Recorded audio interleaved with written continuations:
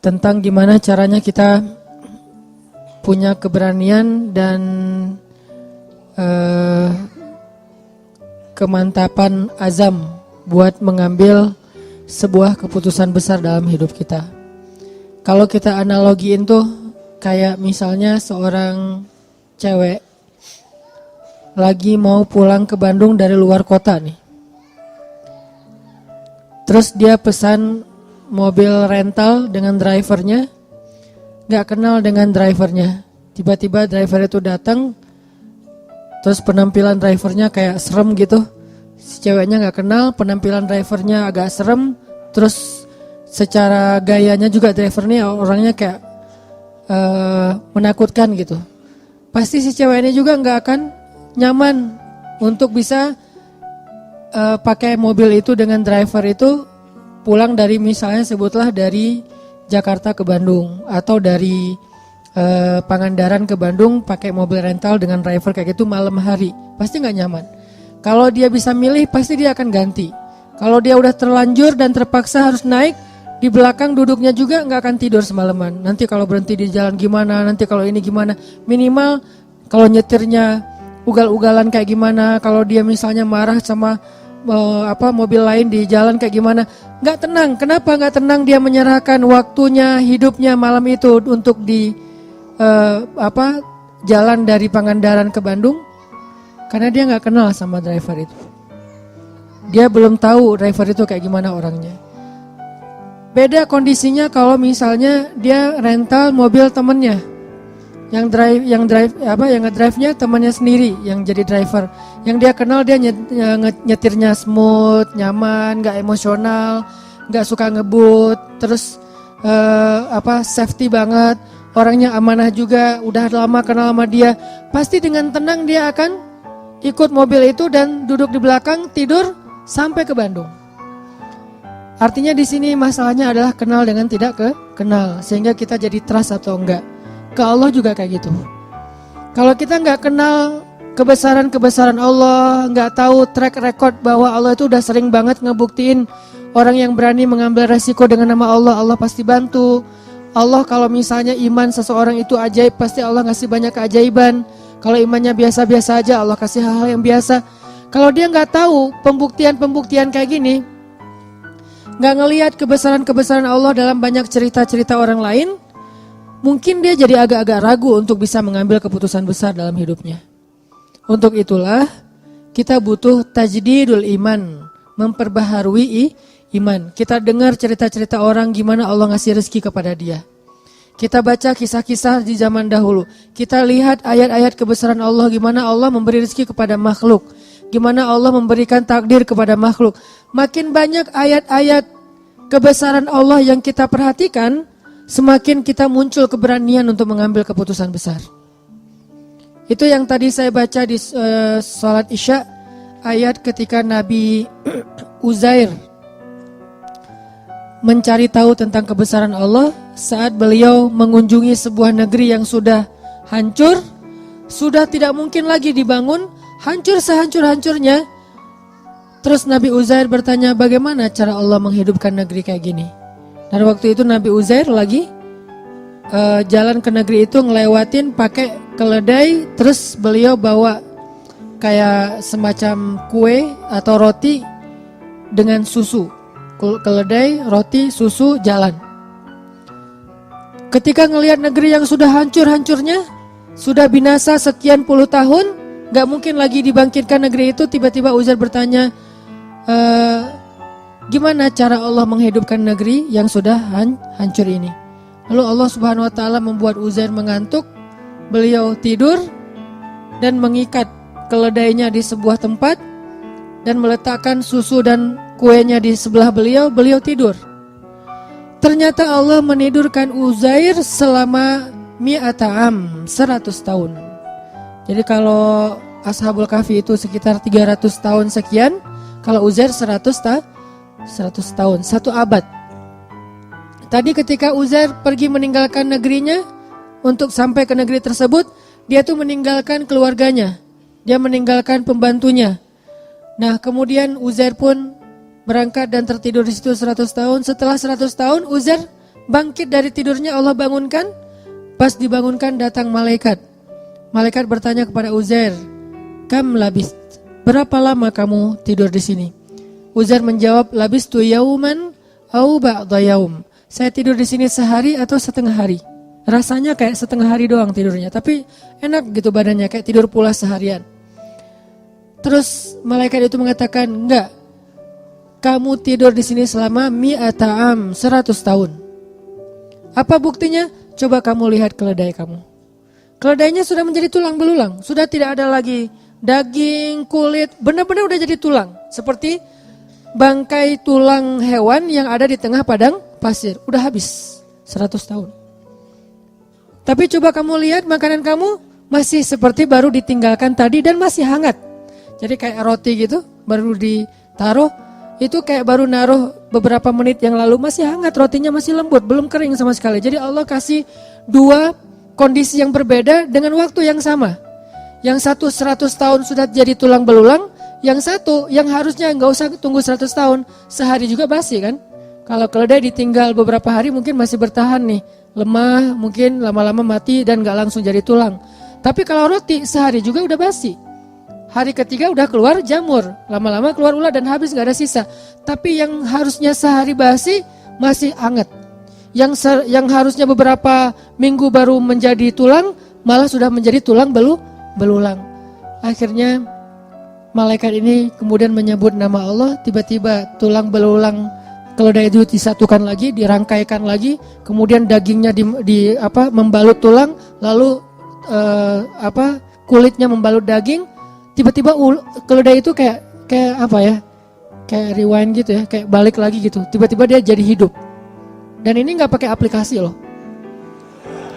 benar-benar nyata gitu, bukan pakai aplikasi editan atau apa. Tiba-tiba jadi hidup lagi. Dan keledai itu persis seperti ketika tadi Uzair tinggalkan saat sebelum beliau tidur. Disinilah Uzair mengatakan, "A'lamu annallaha ala kulli syai'in qadir." Sekarang saya mengerti Allah itu emang maha kuasa atas apapun juga, bisa apa aja, gak ada yang gak bisa. Nah, tajrid iman. Kalau cara Nabi Uzair mentajrid iman dengan hal-hal yang kayak gini, karena beliau imannya ajaib, makanya dikasihlah mujizat-mujizat yang di atas nalar kita. Kalau kita bisa mentajrid iman dengan dengar cerita-cerita orang, dengar cerita-cerita orang yang pernah merasakan keajaiban dalam rezeki, keajaiban dalam kehidupan, keajaiban dalam pemberian Allah, keajaiban dalam jodoh, itu banyak banget. Dan cerita-cerita kayak gitu harusnya menguatkan azam kita untuk mengambil keputusan yang besar dalam hidup. Saya secara pribadi itu yang selalu saya coba recharge ke diri saya untuk berani mengambil hal-hal yang memang mungkin gak besar-besar amat, tapi buat saya itu juga butuh keberanian untuk melakukannya. Karena apa? Karena banyak mendengar kisah-kisah baik yang pernah terjadi atau yang sekarang sedang terjadi di antara teman-teman kita. Gak jauh dari ayat itu, hanya berselang satu ayat, bahkan gak berselang setelah ayat itu, ada lagi kisah Nabi Ibrahim juga sama, pengen menguatkan iman.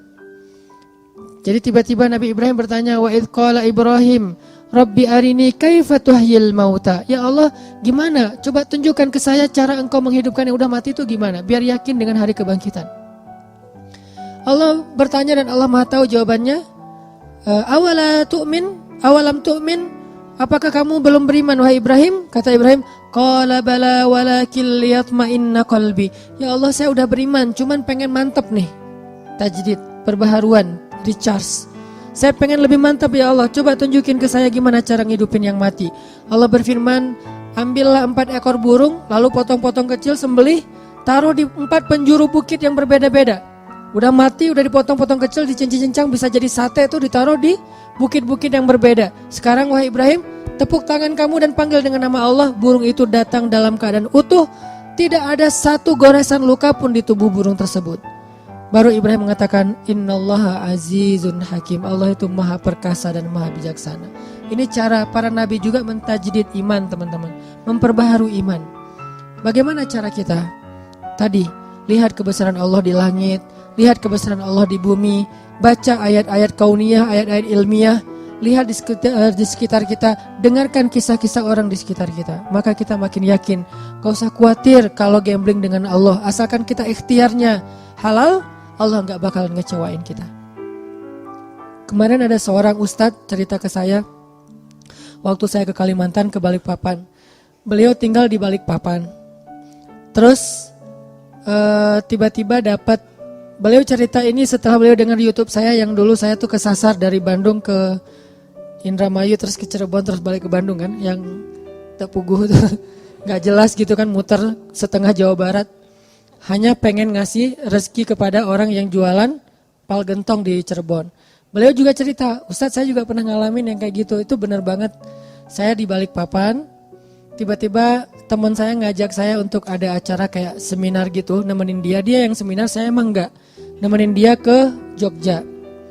Nginep di hotel, karena dia temannya lagi ikut seminar, dia bingung kan mau ngapain. Tiba-tiba lagi habis sarapan itu, saya ngerasa kayak stroke gitu Ustadz. Setengah tubuh saya tuh kayak nggak bisa digerakin, terus panas dingin, terus jantung saya tuh detak kencang, darah saya tuh kayak berpacu luar biasa gitu, kayak naik darah tinggi gitu. Terus dia pikir astagfirullah, jangan-jangan saya meninggal, nggak keren banget sih meninggalnya di kampung orang gitu. Dia takut karena meninggalnya jauh dari keluarga, nggak di Balikpapan, takut. Beberapa menit dia diam gitu, terus bertahap perlahan kemudian normal lagi. Cuman dia kaget, takut, akhirnya dia pun lari ke apotek. Bawa dompet, pergi ke apotek, beli obat ditensi, terus beli obat kayak gitu di apotek.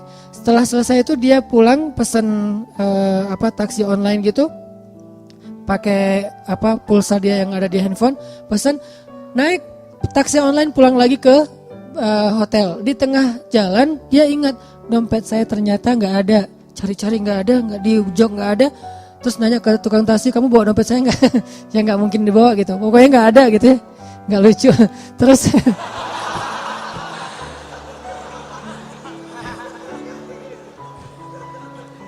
ternyata komennya yang lucu. Terus dia nyari-nyari nggak nemu, dia bilang, Pak boleh nggak saya balik lagi ke sana? Sampai di hotel dia order lagi, balik lagi ke apotek. Sampai di apotek ternyata kata apotekernya, ada Pak, tadi saya nemu dompet Bapak, cuman dibawa sama security. Saya kasih ke security, dibawa. Pergilah ke security, ke pos satpam. Ternyata pos satpamnya lagi jemput anaknya. Nunggulah dia beberapa jam sambil satpamnya jemput anaknya, ditelepon karena udah ganti seat. Terus telepon, satpamnya datang. Pas datang akhirnya dia karena merasa ini di sini ada dompet, ada duit, ada ATM, ada SIM, ada KTP, pokoknya banyak kartu berharga. Dia ngerasa satpam ini berjasa buat dia, dikasihlah entah 100.000 entah 200.000. Satpam ini mengatakan, alhamdulillah, masya Allah, alhamdulillah, saya baru aja tadi kepikiran pengen bayar sekolah anak saya, tapi belum dapat pinjaman, makanya tadi saya lama ngejemput tuh nyari pinjaman dan belum nemu, belum dapat. Makasih ya Pak, ini dapat 100.000 itu untuk bayar sekolah anaknya. Baru beliau sadar, benar ya, ujuk-ujuk teman saya ngajak saya nemenin dia seminar ke Jogja. Terus habis sarapan di hotel, tiba-tiba saya stroke supaya saya datang ke apotek. Di apotek itu tiba-tiba dompet saya ketinggalan. Saya balik lagi, ternyata dompet udah dipegang security. Sehingga saya merasa berjasa, saya kasihlah dia 100.000. Tapi jauh-jauh untuk ngasih 100.000 kepada seorang hamba Allah yang Allah pengen ngasih rezeki buat dia. Ini rencana Allah Subhanahu Wa Taala. Dan gak harus selalu bentuknya sedekah, hadiah. Bisa juga bentuknya yang profit, keuntungan dari usaha-usaha kita yang gak nyangka ternyata keuntungannya lebih daripada yang kita pernah bayangin. Ini artinya teman-teman, cerita-cerita kayak gini harusnya nambah yakin kita kalau kita ngambil keputusan besar, sebesar apapun Allah lebih besar. Sebesar apapun resiko yang kita ambil dalam sebuah keputusan, Allah lebih besar. Bukankah kalimatnya Allahu Akbar? Allah Maha Besar, tidak ada yang lebih besar daripada Allah. Jadi kalau tidak ada yang lebih besar daripada Allah, berarti semua kecil kalau di hadapan Allah. Besar di hadapan kita, tapi kecil di hadapan Allah. Semua keputusan kita, semua resiko kita, semua bahaya yang kita takuti, semuanya saghir indallah, kecil di sisi Allah Subhanahu Wa Taala. Karena Allah Akbar dan ala kulli syai'in qadir. Gak ada yang Allah gak bisa. Cuman untuk bisa punya keberanian kayak gini, kita terus mentajdid iman kita dengan dengar nasihat-nasihat orang, dengar cerita-cerita orang, kayak gitu teman-teman. Jadi mudah-mudahan dari sekarang kita coba lebih sering mencas iman kita lewat motivasi taklim, lewat bacaan, lewat cerita-cerita teman kita, hal-hal yang ajaib dalam hidup dia. Suatu saat kalau memang kita harus mengambil sebuah keputusan besar, maka kita sudah punya kemantapan hati, sudah yakin sama Allah. Dan keyakinan kita yang dalam itulah modal paling penting kita dalam mengambil keputusan besar. Bukan misalnya nih, mau ninggalin kerjaan, udah nabung dulu sekian ratus juta, biar nanti kalau lagi oleng masih ada simpanan uang. Bukan itu modal yang nomor satu, walaupun itu penting. Tapi bukan itu nomor satu. Nomor satu adalah yakin kepada Allah. Karena makin kita yakin kepada Allah, Allah juga makin ngebuktiin kebenaran dari keyakinan kita. Kalau kita ragu-ragu dikit, Allah ngebuktinya juga sesuai dengan zon prasangka kita kepada Allah. Kalau buat saya pribadi, saya terus ngelatih yang kayak gini-gini. Pokoknya kalau sama Allah mah gak usah khawatir lah. Yang penting ikhtiar. Dan ikhtiar itu bagian dari tawakal. Ikhtiar itu bukan berbeda ya, bukan ikhtiar dan tawakal. Ikhtiar itu bagian dari tawakal. Karena kalau orang yang tidak tawakal pasti ikhtiarnya melenceng. Kalau dia ikhtiarnya gak melenceng, masih fisabilillah, masih sesuai dengan syariat, koridor, on the track, berarti dia masih tawakal sama Allah, masih berserah. Begitu ikhtiarnya udah keluar dari tracknya Allah, berarti dia udah gak yakin dan gak berserah lagi kepada Allah. Jadi ikhtiar, doa, bagian dari tawakal. Ikhtiar, doa, pasrah, itu bagian dari tawakal. Jadi bukan tawakal dan ikhtiar, bukan. Ikhtiar bagian dari tawakal. Insya Allah ini bisa menjadi motivasi buat kita dalam mengambil keputusan-keputusan hidup kita. Walaupun mungkin awalnya emang agak berat, awalnya mungkin agak menyedihkan, awalnya mungkin agak sedikit terbeban, tapi beban itu sedikit demi sedikit akan Allah ringankan. Dan setelah kita sampai kepada janji Allah untuk menolong kita, malah nanti kita akan mengatakan bersyukur dulu saya berani mengambil keputusan itu. Tapi iman kita harus stabil ya, jangan 2 hari, seminggu, sebulan kemudian kita mulai suudzon sama Allah, yang tadinya Allah udah mau nolong kita gak jadi, gara-gara apa? Udah pundung. Allah udah nurunin nih keajaiban dalam hidup kita, pelan-pelan turun ke bumi. Dan itu juga butuh waktu gitu ya. Kenapa butuh waktu kok gak segera? Karena Allah pengen ngelihat kesabaran kita, pengen ngelihat ketahanan iman kita. Pas udah mau sampai, kita pundung. Naik lagi tuh bantuan kepada Allah. Ya Allah, dia udah pundung gak jadi. Di cancel kan sama kita. Nah terus saja, jangan ada batasnya. Yakin sama Allah mah gak ada batas. Kalau sabar kepada manusia ada batasnya, tapi sabar kepada Allah gak ada batasnya. Sabar kepada manusia ada batasnya, tapi sabar ke Allah gak ada batasnya. Maka mudah-mudahan kita terus husnuzon sama Allah, terus yakin sama Allah, dan ngambil keputusan-keputusan hidup kita. Masing-masing punya hajat, punya masalah, dan Allah akan menolong kita. La'allahu khair, la tahzan, innallaha ma'ana. Jangan ngerasa sendiri, jangan berputus asa, jangan khawatir, jangan sedih. Allah bersama kita.